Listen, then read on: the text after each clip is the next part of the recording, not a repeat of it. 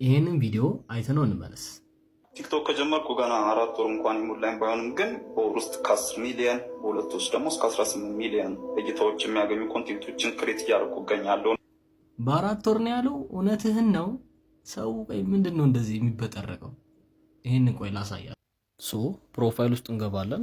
ከዛ በኋላ ወደ መጀመሪያ የለቀቀው ቪዲዮ እናያለን ማለት ነው። ወደታች ስክሮል እናረጋለን።